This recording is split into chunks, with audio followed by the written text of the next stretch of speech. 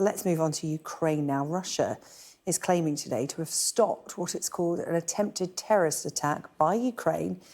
This is after shooting down 2 drones in Moscow.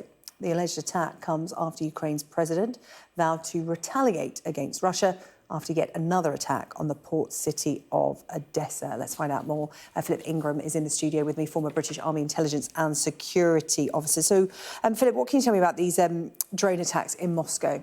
Yeah, well, allegedly, two drones did fly into Moscow. They hit buildings, business buildings, and one was very near the Russian Ministry of Defence. It looks as if the warhead, one of them exploded because we saw glass all over the street.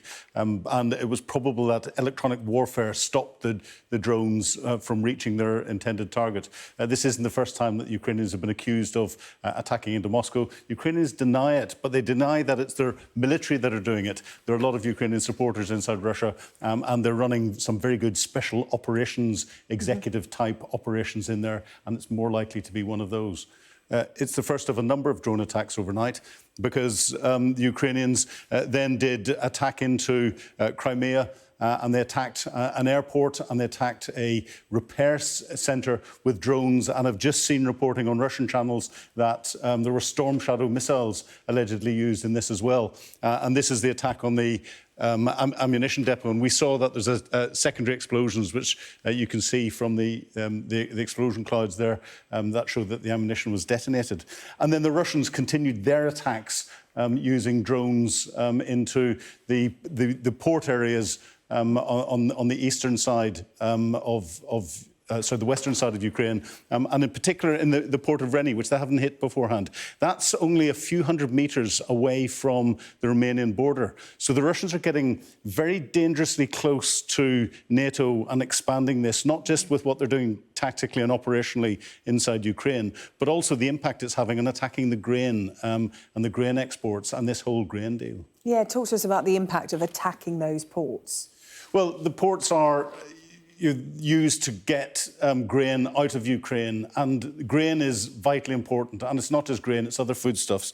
Ukraine provides 10% of the world's wheat, 13% of the world's barley, 15% of the world's corn, and a large proportion of the world's sunflower oil. And it's exported by sea because of the volumes that you're getting in there.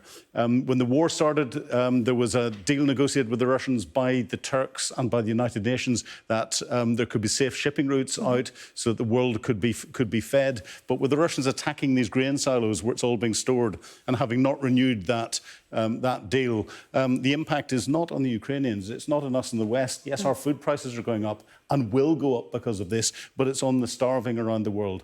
And the United Nations have said there's 47 million people immediately impacted by this price rise and the lack of flow of these vital foodstuffs. We've just got time for a quick update on the front line in the east. What's the latest from there? Yeah, in the east, well, the Russians are actually having a little bit of success attacking up towards Karmazyinivka, just south of Savatovi, and have broken through Ukrainian lines a little bit there. Ukrainians are continuing to attack to the south of Bakhmut, the south of Donetsk, and from Zaporizhia down to Tokmak. The Russians are attacking there because they're trying to stop the Ukrainians from being able to concentrate a force to exploit any breakthroughs that they get in the Russian defensive lines. Ukrainians are still making slow progress, but good progress, and they still retain the initiative.